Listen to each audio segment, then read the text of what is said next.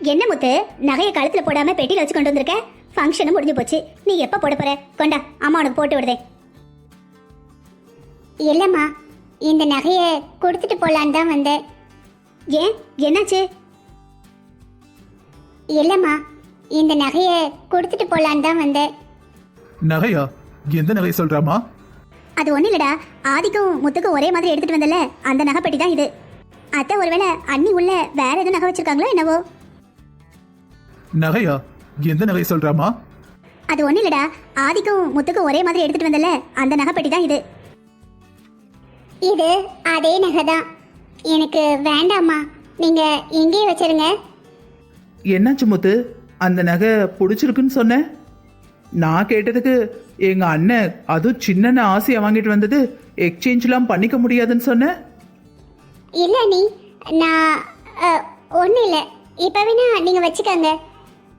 சரி, நீ ஏன் ஆசையா கொடுக்குற? டிசைன் வேற லேட்டஸ்ட் டிசைன், கொடு கொடு. என்னாச்சு முத்து, நகை பிடிக்கலையா? மாடல் இப்போ வந்தது தானே, லேட்டஸ்டா வந்ததுன்னு உங்க அண்ணன் சொன்னா. அதெல்லாம் ஒன்றும் இல்லைம்மா, வேணாம். என்னாச்சுடா? டிசைன் பிடிக்கலையா? பிடிக்கலன்னா கொடு, அண்ணன் உனக்கு மாத்தி கொடுக்குறேன். இல்லையே, கொடுக்குறப்ப இது புது மாடலா இருக்கு, நான் பார்த்ததே இல்ல, ரொம்ப அழகா இருக்குன்னு சொன்னா. அண்ணே, நகை ரொம்ப அழகா இருக்கு, அது புது மாடல். இது யாருக்காவது பிடிக்காம இருக்குமா? சரிடி, உனக்கு இவ்வளவு பிடிச்சிருக்குன்னா எதுக்கு நகையை திருப்பி கொடுக்குற? உங்க அண்ணன் உனக்கு எவ்வளவு ஆசையா வாங்கி கொடுத்தான். ஆமா ஆமா, ஆசையா வாங்கி கொடுக்கறது கூட இருக்கட்டும். அண்ணனுக்கு கல்யாணம் எடுக்கும்போது அண்ணன் பொண்டாட்டிக்கு அண்ணன் வீட்டிலேருந்து எடுத்து கொடுக்கும்போது அந்த வீட்டில் பிறந்த பொம்பளை பிள்ளைகளுக்கும் தங்கத்தில் ஏதாவது எடுத்து கொடுக்கணும். உங்க அண்ணனும் உனக்கு ஆசையா வாங்கி கொடுத்துருக்காங்க, இதை போய் ஏமா திருப்பி கொடுக்குற? அம்மா ப்ளீஸ்மா. ஏண்டி, எங்க வீட்டு பொண்ணுக்கு நாங்க gift கொடுக்க கூடாதா? எங்களோட ஆசீர்வாதம் அது, வச்சுக்கோமா. ஆமா முத்து, நான் உனக்கு எவ்வளவு அன்பா வாங்கி கொடுத்துருக்கேன். அது திருப்பி கொடுத்தனா என் மனசு கஷ்டப்படும்ல. கஷ்டப்படுமா? அது அபசகனம். முத்து, வச்சுக்கோமா.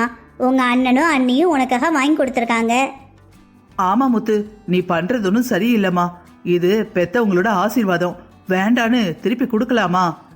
கொடுத்தவங்களுக்கு மரியாதை இல்லாம இருக்கும்ல, ஏதோ அவமரியாதை பண்ண மாதிரி இருக்கு. இங்க பாருங்கம்மா, இதை நான் கொடுக்கல, எங்க வீட்டில் இருக்கிறவங்க கொடுக்க சொன்னாங்க, நான் கொண்டு வந்து திருப்பி கொடுத்துட்டேன். ஓ, உங்க வீட்ல இருக்கிற பெரிய மனுஷங்க கொடுக்க சொன்னாங்களா? சரி சரி, அவங்களுக்கு இப்ப என்னதான் வேணுமா? எதுக்கு இப்படி பண்ணிட்டு இருக்காங்க? பாரு கிருஷ்ணா, நீ என்னையவே சொல்லிக்கிட்டு இருந்தல, உன் மாமியார் வீட்டுல என்ன பண்றாங்கன்னு பாரு. அவங்களோட புத்தி எவ்வளவு கீழ்த்தரமா இருக்குன்னு பாரு. நல்ல காரியம் நடக்கிறப்ப என்னெல்லாம் பண்றாங்கன்னு பாரு. விடு சுப்லட்சுமி, நம்ம வீட்டு பொண்ணு மேல கோவப்பட்டு என்ன ஆக போகுது? அவங்க வீட்டுல என்ன சொல்றாங்களோ அதை வந்து செய்யறா. இவ மேல என்ன தப்பு இருக்கு? சரியா சொன்ன ஆமி, அவங்க சொல்லியிருக்காங்க நம்ம வீட்டு பிள்ளை கேட்டுதானே ஆகணும். அந்த வீட்டுக்கு கெட்டி கொடுத்துருக்கோம்ல, அப்ப அவங்க சொல்றபடியெல்லாம் நம்ம வீட்டு பொண்ணு ஆடிதானே ஆகணும். அம்மா, நீயும் அண்ணங்களும் என் மேல வச்சிருக்க பாசமே போதும்மா. நான் நல்லா இருக்கணும்னு எப்பவுமே நினைக்கிற ஆளுங்க நீங்க. உங்களோட அந்த ஆசீர்வாதம் எனக்கு போதும். தயவு செஞ்சு இதை வாங்கிக்கங்கம்மா. மேல மேல எதுவும் பேசாதீங்க, அப்புறம் வேற ஏதாவது புது பிரச்சனை வந்துட போகுது. சொன்னா சுப்லட்சுமி கோவப்படுவா. ஆரம்பத்திலே சொன்னோம், இதுக்கு தான் உங்க குடும்பத்தோட மரியாதை தெரிஞ்ச குடும்பத்துல போய் சம்மந்தம் பண்ணணுங்கிறது. இந்த வீட்டுக்கு 1க்கு 2 பொண்ணை கட்டி கொடுத்துட்டு அந்த சண்டை போட்டாங்க அன்னைக்கு. சுப்புலட்சுமி 2 நாளைக்கு தூங்கவே இல்லை. அழுது அழுது அவ கண்ணெல்லாம் வெளியே வந்து டொங்குன்னு விழுந்துட்டு, இன்னைக்கு என்னடானா எல்லாத்தையும் மறந்துட்டு நல்ல காரியமா மருமகளை வச்சு பூஜையை ஆரம்பிச்சிருக்கா. இன்னைக்கு பாரு, கொடுத்த கிஃப்டை திருப்பி கொடுக்காங்க. யாராவது பிறந்த பெத்த பிள்ளைக்கு கொடுத்த கிஃப்டை திருப்பி வாங்குவாங்களா? இது எவ்வளவு கஷ்டம் கொடுக்கும்னு தெரிஞ்சும் பண்ணிருக்காங்கன்னா அவங்களுக்கு எவ்வளவு நெஞ்செழுத்தம். நான் கூட என்னவோ நினைச்சேன், ச்சே இவங்க இப்படிப்பட்டவங்களா இருப்பாங்கன்னு நினைக்கவே இல்லை. முத்து, இந்த நகைங்க நான் ரொம்ப ஆசையா உனக்காக வாங்கினேன், வச்சுக்கோமா. அத்தை மாமாட்ட நான் பேசிக்கிறேன். இல்லைண்ணே, அத்தை கண்டிப்பா கொடுத்துட்டு வந்துடணும்னு சொல்லியிருக்காங்க. நீங்க வச்சுக்கோங்கண்ணே. உங்களோட அன்போ ஆசீர்வாதமும் எனக்கு போதும். விலை உயர்ந்த எந்த பொருளும் எனக்கு இதுக்கப்புறம் நீங்க கிஃப்டா கொடுக்க வேணாம். எனக்கு ஏதாவது தேவைன்னா எங்க மாமியார் வீட்டில் வாங்கி தருவாங்க, இல்லைனா என் புருஷன் வாங்கி தருவாரு. நீங்க இது வரைக்கும் கொடுத்தது போதும். எனக்கு புரியவே இல்ல, ஏன் கூட பிறந்த தங்கச்சிக்கு நான் வாங்கி கொடுத்துருக்கேன், அதை வாங்க கூடாதுன்னு அவங்க ஏன் சொல்றாங்க? இதுல அவங்களுக்கு என்ன பிரச்சனை? எனக்கு சுத்தமா புரியல. முத்து, என்னம்மா அவங்க தான் கொஞ்சம் கூட நாகரிகம் இல்லாம கொடுத்ததை திருப்பி கொடுக்க சொல்றாங்கன்னா நீயும் கொண்டு வந்து கொடுக்குற. உங்க அண்ணன் எப்படி கஷ்டப்படுவான், உங்க அம்மா எப்படி கஷ்டப்படுவாங்க, இதெல்லாம் யோசிக்க மாட்டியா? என்ன குடும்பமோ உங்க அம்மா கொண்டு போய் உங்க 3 பேரையும் அந்த குடும்பத்துல விட்டுட்டா. ஆமி கொஞ்சம் சும்மா இருக்கிறியா? நான் எங்க 3 பேரையும் மட்டும் போய் விட்டேன். பெரியவர் தான் 2 பேரை விட்டாங்க. என் மாமன் 3வது பொண்ணு தான் கட்டிப்பேன்னு கட்டிக்கிட்டான். என்ன பண்றது? என்னை மன்னிச்சிடுன்னு. உன்னை கஷ்டப்படுத்தணும்னு நான் எதையும் பண்ணல. ஆனா என் நிலைமையும் நீ கொஞ்சம் புரிஞ்சுக்கோன்னு. எல்லா பொண்ணுங்களும் கல்யாணத்துக்கு முன்னாடி தான் அம்மா வீட்டில் இருக்கும்போது தனக்கு என்னெல்லாம் தோணுதோ எல்லாத்தையும் பண்ணுவாங்க. கேட்டா புருஷன் வீட்டுக்கு போயிட்டா எதுவுமே பண்ண முடியாதும்பாங்க. ஆனா நான் நம்ம வீட்டில் இருக்கும்போதும் என்னால் எதுவும் பண்ண முடியல. இப்போ என் மாமியார் வீட்டுக்கு போனதுக்கு அப்புறமும் எனக்கு என்ன சரின்னு தோணுதோ அதை பண்ண முடியல. என்ன மாதிரி நிறைய பொண்ணுங்க இருக்காங்கண்ணா. அவங்களுக்கு அவங்க என்ன பண்றாங்கன்னு பிடிக்கவே பிடிக்காது. ஆனாலும் பண்ணி தான் தீரணும். இதெல்லாம் எங்களோட தலையெழுத்து. முத்து, எங்க அம்மா ஒன்றும் அவ்வளோ கொடுமைக்காரி இல்லை. உனக்கு இந்த நகை வேணும்னா நகை வேணும் தான், நான் கொடுக்கலன்னு சொல்லிட வேண்டியதானே. இங்க வந்துட்டு எதுக்கு இப்படி ட்ராமா பண்ணிட்டு இருக்க? மீனா, நீ இந்த வீட்டுக்கு வாழ வந்த பொண்ணு. அவ உங்க அண்ணன் பொண்டாட்டி நான் அதிகாரம் பண்ணாத அப்படின்னு பார்த்தா நீயும் அவளுக்கு அண்ணன் பொண்டாட்டி. திரும்ப அவளும் அதிகாரம் பண்ணணும். முத்து மாதிரி ஒரு இளிச்சவாய் கிடைச்சதுனால அக்காவும் தங்கச்சி தலைமையில ஏறி உட்காந்துக்கிறீங்க. என்ன மாதிரி ஒரு நாத்தனார் உங்களுக்கு கிடைச்சிருக்கணும். வச்சு செஞ்சிருப்பேன். நாத்தனார்னா யாருன்னு காட்டியிருப்பேன்.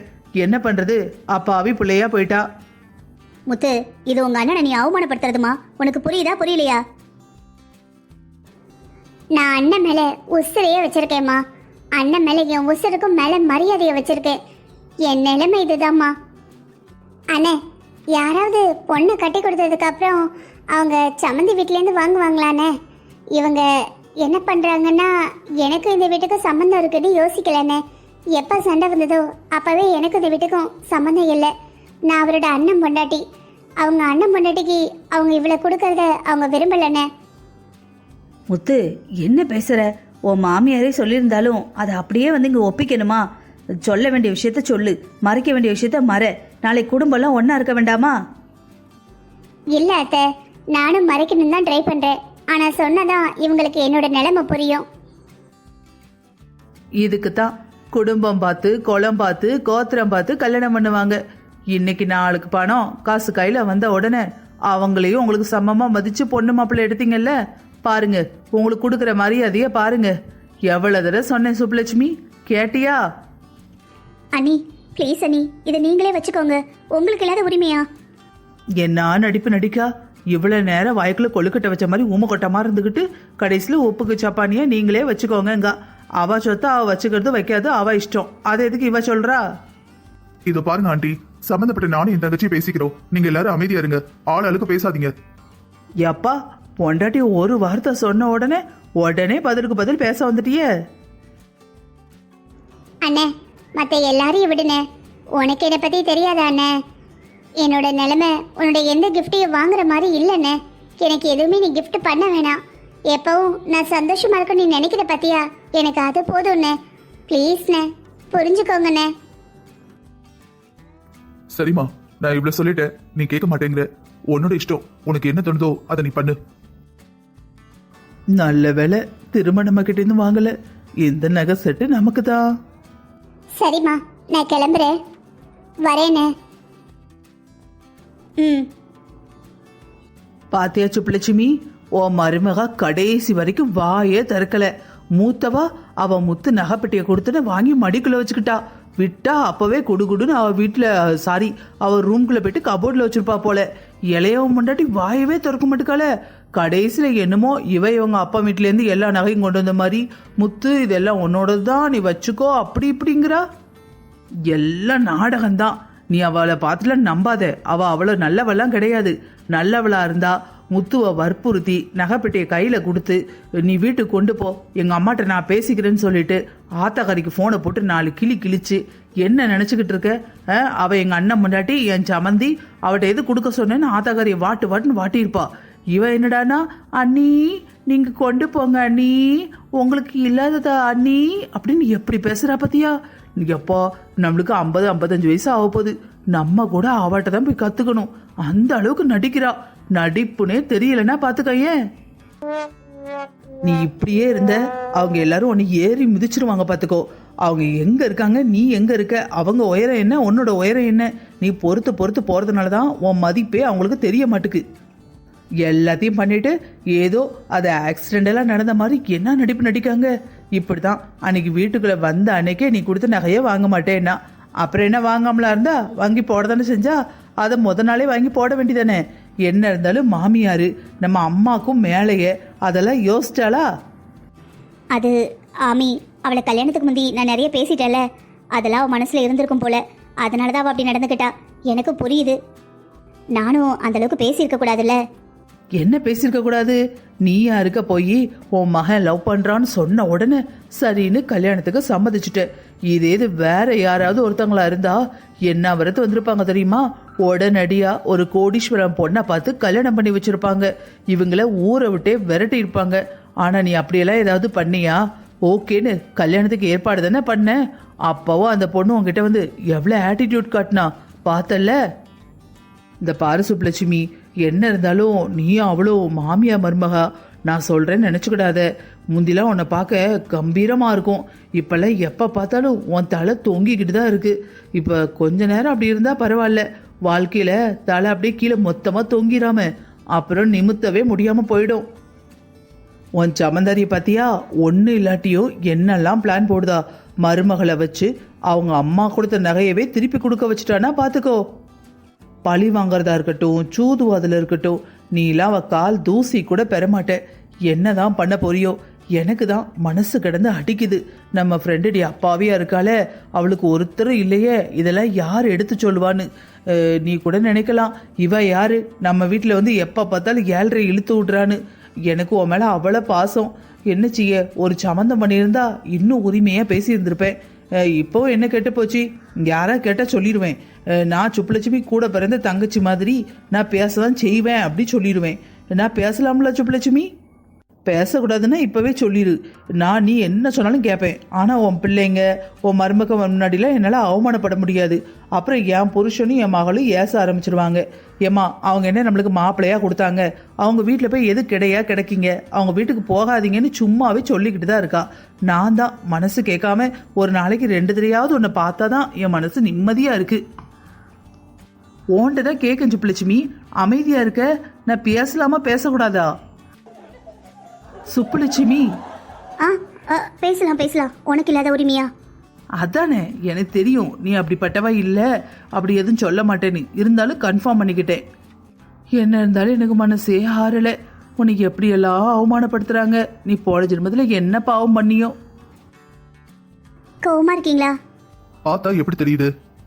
ஏங்க, கொஞ்சம் மட்டும் புரிஞ்சுக்க ட்ரை பண்ணுங்க. என்னடி புரிஞ்சுக்கணும்? ஏன் தங்கச்சிக்கு நான் நகை வாங்கி கொடுக்க கூடாதா? அவங்க யாரு என்ன தடுக்கிறதுக்கு? ஏங்க, நீங்க ஃபர்ஸ்ட் கோவப்படாம யோசிங்க. நான் ஒன்றும் வேற யாருக்கும் வாங்கி கொடுக்கலையே. என் கூட பிறந்த தங்கச்சி, அவளுக்கு அந்த நகை கூட வாங்கி கொடுக்க கூடாதா? அது விஷயம் இல்லைங்க. அந்த நகை ரொம்பவே காஸ்ட்லி. அதுதான் எங்க விஷயம். சரி, நம்ம அன்பளிப்பா கொடுக்கறதுல விலை அதிகம் குறைவுன்னு என்ன இருக்கு? எங்க அம்மா அடிக்கடி சொல்லுவாங்க, அன்பா யார் என்ன கொடுத்தாலும் வாங்கிக்கணும்னு. இன்னைக்கு வரை என் வாழ்க்கையில யார் என்ன கிஃப்ட் பண்ணாலும் அதோட விலையை நான் பார்த்ததே இல்லை. அப்படி இல்லைங்க, நீங்க ரொம்பவே பணக்காரங்க, அதனால அப்படி இருக்கீங்க. ஆனா எங்க குடும்பம் இப்பதான் முன்னேறிட்டு வருது. எங்க அண்ணன் பிசினஸ்க்கு ரொம்பவே புதுசு. நீங்க இந்த மாதிரி அடிக்கடி வாங்கி கொடுக்கறப்ப அவனுக்கு என்ன தோணும்? நம்ம பொண்டாட்டிக்கு இதெல்லாம் வாங்கி கொடுக்க முடியலையேன்னு தோணும் தானே? அவரும் வாங்கி கொடுக்க வேண்டியதானே? அதான் என் தங்கச்சிக்குன்னு கம்பெனிலேருந்து ஒரு ஷேர் மந்த்லி போயிட்டு இருக்கே. நீங்க சரியா புரிஞ்சுக்கலங்க. எந்த ஒரு ஆம்பளைக்குமே தான் உழைச்சு தான் பொண்டாட்டிக்கு செய்யணும் தான் ஆசையா இருக்கும். என்னதான் இந்த குடும்பத்திலேருந்து போனாலும் அது நீங்க, உங்க அண்ணன், உங்க அப்பா, தாத்தான்னு உழைச்ச காசு. அது எங்க அண்ணனோட காசு இல்ல. குடும்பத்துக்குள்ள காசு எங்கேருந்து வருது? காசு இருக்கிறவங்களுக்கு அதை பத்தி யோசிக்க வேண்டிய அவசியம் இல்லை. இல்லாதவங்களுக்கு தான். அவங்க நம்மள அப்படி நினைக்கிறாங்களோ இப்படி நினைக்கிறாங்களோ. ஒருத்தங்கிட்ட கிஃப்ட் வாங்கும்போது இதே மாதிரியான கிஃப்ட்டை நம்மளால திருப்பி கொடுக்க முடியுமான்னு ரொம்பவே யோசிப்போம். அதுவும் மிடில் கிளாஸ்ல இருக்கிறவங்க 1க்கு 10 தடவை யோசிப்போம். நீங்க 10,000 ரூபாய் செஞ்சா நாங்க கூட 1000 ரூபாய் போட்டு 11,000 ரூபாய் செஞ்சாதான் கௌரவம்னு யோசிப்போம். அதுதான் மிடில் கிளாஸ் மென்டாலிட்டி. சும்மா மெண்டல் தினமா பண்ணிக்கிட்டு இதுல மிடில் கிளாஸ் மென்டாலிட்டின்னு லெக்சர் வேற. நீங்க இப்படி காஸ்ட்லி ஏதாவது வாங்கி கொடுத்துட்டே இருந்தீங்கன்னா எல்லாரும் என்ன சொல்லுவாங்க? அவங்க அண்ணங்க வாங்கி கொடுக்குறாங்க, அவ புருஷனுக்கு வாங்கி கொடுக்க முடியாதுல்ல, கஷ்டப்பட்ட வீட்டில் கட்டி கொடுத்துட்டாங்க, அதான் தங்கச்சி ஏங்கிடக்கூடாதுன்னு செய்யறாங்கன்னு சொல்லுவாங்க. அது உங்களுக்கு பெருமையா இருக்கும். ஆனா எங்க அண்ணனுக்கு ஏற்கனவே மிஸ் அண்டர்ஸ்டாண்டிங்னால 2 குடும்பத்துக்குள்ளேயும் நிறையவே பிரச்சனை. நம்ம இன்னும் இதை நம்மளே புரிஞ்சுக்கலன்னா இன்னும் அதிகமாயிடுங்க. யோசிச்சு பாருங்க, ஒருவே கெட்டு போயிடும். நீங்க பெரிய பணக்காரங்க, உங்ககிட்ட இருந்து அதை வாங்கணும் இதை வாங்கணும் அப்படி இருக்கணும் இப்படி இருக்கணும்னு யாரும் நினைக்கலங்க. ஆனா வெளியே இருந்து பாக்குறவங்க என்ன நினைப்பாங்க? இவனுக்கு ஒண்ணுமே இல்ல போல, அவங்க மாமியார் மாமனார் தான் இவன் பொண்டாட்டிக்கு எல்லாம் செய்யறாங்க, இவன் பேருக்கு தான் புருஷனா இருக்கான்னு சொன்னா எங்க அண்ணனுக்கு அது எவ்வளவு பெரிய அவமானம். அப்ப என் தங்கச்சி கட்டிட்டு போன வீட்டுல கௌரவமா வசதியா வாழணும்னு நாங்க நினைக்க கூடாதா? என் பொண்டாட்டி எப்படி காஸ்ட்லியா நகை போடுறாளோ அந்த மாதிரி என் தங்கச்சியும் போடணும்னு நான் நினைச்சது தப்பா? நீங்க ஒரு விஷயத்த புரிஞ்சுக்கவே இல்லைங்க. அம்மா வீட்லேருந்து எவ்வளவு காஸ்ட்லியா கிடைச்சாலும் புருஷன் காசுலேருந்து சின்னதா ஒரு gift கிடைச்சா கூட அதுதான் பொண்ணுங்களுக்கு பெரிய சந்தோஷங்க. இப்ப உறவு சுமூகமா இருந்தா பரவாயில்ல, நீங்க என்ன வேணா வாங்கி கொடுக்கலாம், எப்படி வேணா இருக்கலாம். ஆனா ஒருத்தருக்கு ஒருத்தர் மனச்சடவுல இருக்கும்போது இந்த மாதிரி வரப்ப கொஞ்சம் அமைதியா இருக்கிறது தான் நல்லதுங்க. இந்த மிடில் கிளாஸ்ல இருக்கிற எங்களை மாதிரி ஆட்களுக்கு இந்த செல்ஃப் ரெஸ்பெக்ட்னு ஒன்று இருக்கு பாருங்க, அதை ஒன்றை பிடிச்சிக்கிட்டு தான் நாங்க வாழவே செய்கிறோம். என்னை பொறுத்த வரைக்கும் எந்த பிரச்சனையும் இல்லாம நம்ம கல்யாணம் நடந்ததே பெரிய விஷயங்க. இதுக்கப்புறமும் அது இதுன்னு எல்லா பிரச்சனையும் வாலண்டரியா இழுத்து போட்டு காம்ப்ளிகேட் ஆக்கி வேண்டாமே ப்ளீஸ். அதுவும் நான் சொல்லவே வேண்டாம், எங்க வீட்டில் எங்க அம்மா தான் எல்லாம். எங்க அம்மா சரியான அடமெண்ட். அவங்க ஒரு முடிவு எடுத்துட்டாங்க, அப்புறம் ரொம்ப கஷ்டம். நம்ம என்னதான் அன்னைக்கு செஞ்சாலும் அண்ணி அந்த வீட்டில் தான் வாழணுங்க. ஸோ அம்மாவுக்கும் அன்னைக்குமான உறவு நல்லா இருக்கணும்ல. நம்மளுக்கு தெரிஞ்சோ தெரியாமலோ ஒரு பக்கம் இருந்து ரொம்ப காஸ்ட்லியான பொருள் கிஃப்டாக போகிறப்ப இன்னொரு பக்கத்துலேருந்து கொடுக்க முடியாமல் போகிறப்ப கொடுக்க முடியாமல் இருப்பாங்கல்ல, அவங்களுக்கு தான் அந்த வழி தெரியுங்க. அவங்க அந்த வழியில தான் பேசுகிறாங்க. ஏற்கனவே பிரச்சனை, இதில் வேற நகை அது இதுன்னு கொடுத்து நம்மளை இன்னும் அவமானப்படுத்துகிறாங்கன்னு நினைக்கிறாங்க. ப்ளீஸ்ங்க, இதை இப்படியே விட்டுடலாம். எனக்கு ஆஃபீஸில் முக்கியமான மீட்டிங் இருக்கு, நான் கிளம்புறேன். ஒரே டென்ஷனாக இருக்குங்க. நான் நகையை கொடுத்துட்டு வர சொன்னேனே, கொடுத்துட்டாளா இல்லையா, என்ன சொன்னாங்க ஏது சொன்னாங்க ஒன்றும் புரியலை. இப்போ நீ என்ன எதிர்பார்க்குற? நகையை கொடுத்துட்டு அவ வரணும், அவ்வளோதானே? ஆமாங்க, வேற என்ன நான் எதிர்பார்க்குறேன்? நீ என்ன எதிர்பார்க்குறேன்னு எனக்கு நல்லாவே தெரியுது. எப்போ சண்டை வரலாம், எப்போ ஆடலான்னு காத்துக்கிட்டு இருக்க, அப்படித்தானே? கடவுள் புண்ணியத்தில் எந்த சண்டையும் சச்சரவும் இல்லாமல் அதை கொடுத்துட்டு என் மருமக திரும்பி வரணும். சம்மந்தி வீட்டில் மாப்பிள்ளைங்க பெரியவர்னு நம்மளை தப்பாக நினைக்காம இருக்கணும். இவ என்ன சொன்னாலோ அவங்க என்ன கேட்டாங்களோ எனக்கு தான் மனசு பதக்க பதக்குன்னு இருக்கு. அவங்க தப்பா நினைச்சா நமக்கு என்ன, நினைக்கட்டும். தப்பா நினைக்கட்டும் தானே கொடுத்து விட்டுருக்கேன்.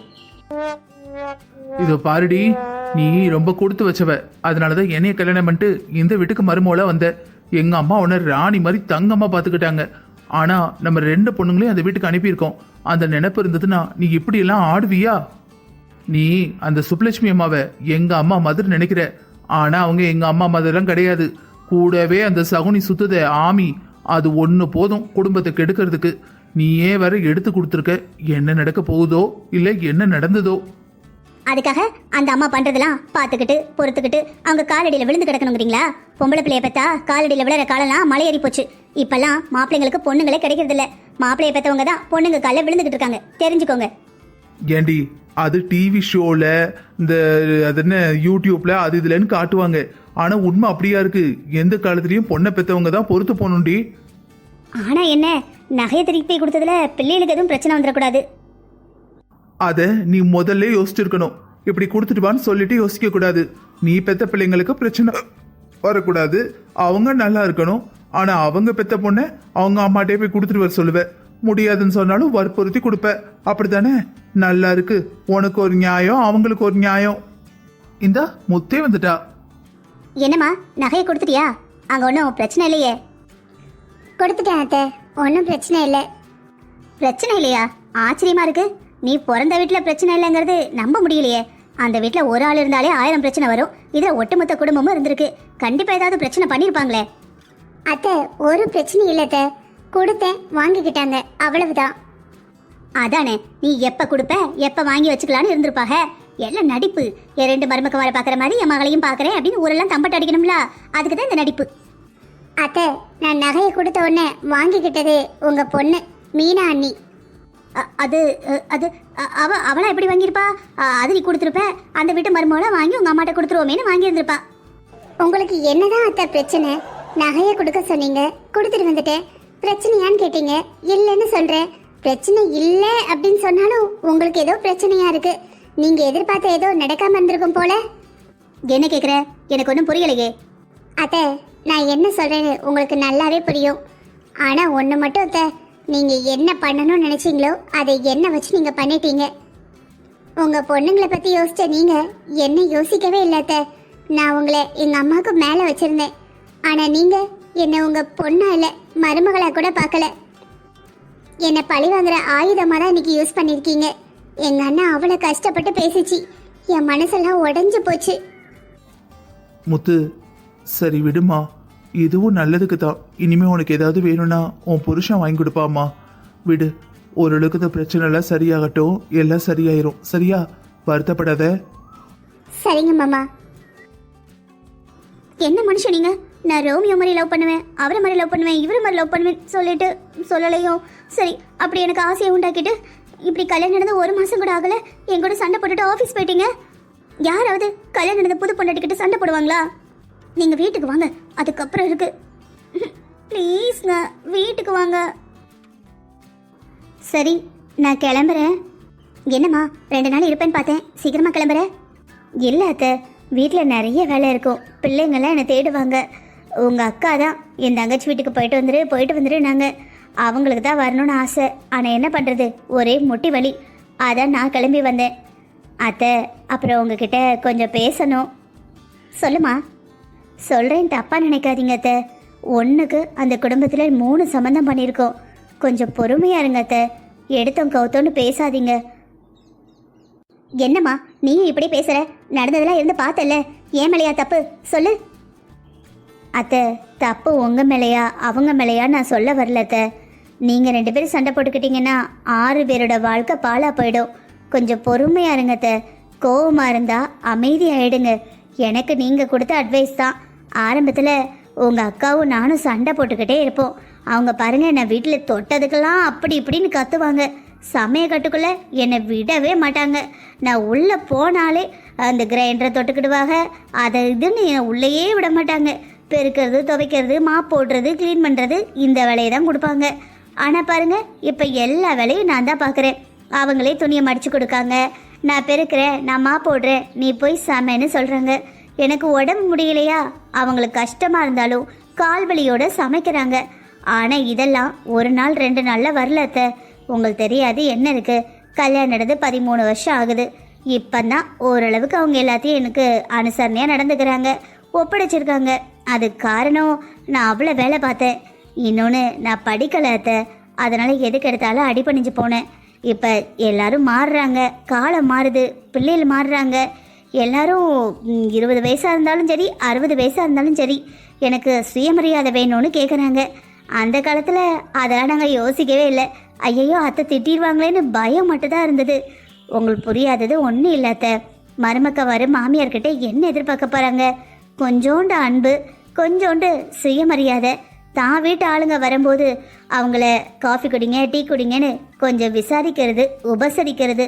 இதை தவிர வேறு எதையுமே எதிர்பார்க்க மாட்டாங்க அத்தை. உங்களுக்கு தெரியாது ஒன்றும் இல்லை. நம்ம குடும்பம் ஒத்துமையாக இருக்கணும். நான் உடச்சி சொல்ல விரும்பலை. வந்தவங்க 4 பேர் 4 விதமாக பேசுவாங்க. ஆனால் அவங்களுக்கு தோன்றதை பேசிட்டு போயிடுவாங்க. அதே இது அவங்க வீட்டுக்கு காரியம்னா எவ்வளோ வெட்டு கொடுக்காங்கன்னு நம்மகிட்ட சொல்லவே மாட்டாங்க. ஆனால் நம்மளை மட்டும் ஏற்றி விட்டுருவாங்க. சொன்னால் கேளுங்க அத்தை, உங்கள் மருமக தானே, உங்கள் மகா தானே, கொஞ்சம் பொறுத்து போங்க அத்தை. சரிம்மா, அத்தை பார்த்துக்கிறேன், நீ போயிட்டு வா சரியா? பையில் என் பேர பிள்ளைகளுக்கு கொஞ்சம் ட்ரெஸ்ஸும் ஸ்நாக்ஸும் வச்சுருக்கேன், டால்ஸும் வச்சுருக்கேன், போய் கொடுத்துரு சரியா? நான் இன்னொரு தடவை ஊருக்கு வரும்போது பார்க்க வரேன். சரிங்க அத்தை, போயிட்டு வரேன். அப்போ சரி, அடுத்த தடவை வரும்போது என் மகனையும் கூட்டிகிட்டு வா. கண்டிப்பாக அத்தை, அடுத்த டைம் லீவு கிடைக்கும்போது அவரையும் கூட்டிகிட்டு வரேன். போயிட்டு வரேன். சரிம்மா, போயிட்டு வா. டிரைவர்கிட்ட சொல்லியிருக்கேன், அவரே கொண்டு வந்து ஏர்போர்ட்டில் விட்டுருவாரு. சரிங்க அத்தை. யார் சொல்கிறது சரி, யார் சொல்கிறது தப்பு, யார் சொல்கிறத கேட்கறது ஒன்றுமே புரிய மாட்டேங்குது. சரி சுப்லட்சுமி, நான் போயிட்டு வரட்டுமா? சரி அம்மி, போயிட்டு வா. நேரம் கிடைக்கும் போதெல்லாம் அடிக்கடி வீட்டுக்கு வா சரியா? பூரணிக்கு ஸ்வீட் எடுத்து வச்சிருக்கேன், கொண்டு போய் கொடு. சரி. வெத்தலை பாக்கெல்லாம் எடுத்துக்கிட்டல? அதெல்லாம் எடுத்தாச்சு. என்னதான் நீ வெளியே சிரிச்சாலும் உள்ளுக்குள்ள கஷ்டப்பட்டுக்கிட்டு அழுதுகிட்டு தான் இருக்கேன்னு எனக்கு புரியுது. ஒரு ஃப்ரெண்டா எனக்கு புரியலனா வேற யாருக்கு புரியும்? எவ்வளோ கெத்தா வாழ்ந்தவ நீ. இப்போ உன் சின்ன மருமக வந்த உன்னை எவ்வளோ பாடா படுத்துதா? விடு ஆமி, இருக்கட்டும். அது மறுபடியும் பேசி என்ன ஆக போகுது? இல்லை சுபு, அதுக்கு சொல்லலை. இப்போ உனக்கு எனக்கு வயசு இருக்கு. வயசு இருக்கும்போதே நம்ம யாரு, நம்ம குடும்பம் என்ன, நம்ம பாரம்பரியம் என்ன, மாமியார்கிட்ட மருமக எப்படி இருக்கணும், குடும்பத்தை எப்படி பார்த்துக்கணும்னு எல்லாத்தையும் சொல்லி கொடுத்துரு, புரியுதா? அப்புறம் அவளை மறந்தும் கூட உன் மவன் கூட ஆஃபீஸ் பக்கம்லாம் அனுப்பிடாத. அப்புறம் வீட்டுக்குள்ளே வந்து 1 மாதம் கூட ஆகலை, அவளை வரையும் கைக்குள்ளே போட ஆரம்பிச்சிட்டா. இவெல்லாம் ஆஃபீஸ்க்கு போனா ஆஃபீஸ்லேயும் எல்லாரையும் கைக்குள்ளே போட்டுப்பா. அப்புறம் மாமியாருங்கிற கெத்த விட்டுறாத. ஒரு தடவை விட்டுட்ட அப்புறம் மருமக தலை மேல ஏறி உட்காந்துப்பா. நீ என்னதான் தலைகீழ நின்னாலும் ஒன்னத்தையும் மாத்த முடியாது. புரியுதுல்ல? ம் புரியுதாமி. எந்த குடும்பத்திலேருந்து வந்தா என்ன, நீ வைக்கிற பழக்க வழக்கம்தான். இப்பதான் வீட்டுக்குள்ள வந்திருக்கா, அப்படியே வளைச்சு உனக்கு ஏத்த மாதிரி மாத்திக்கோ. புரியுதுல? புரியுதாமி. சரி, அப்ப நான் வரட்டுமா? உனக்கு ஏதாவது மனசு கஷ்டமா இருந்ததுன்னா எனக்கு போனை போடு. ம் சரி, போயிட்டு வா.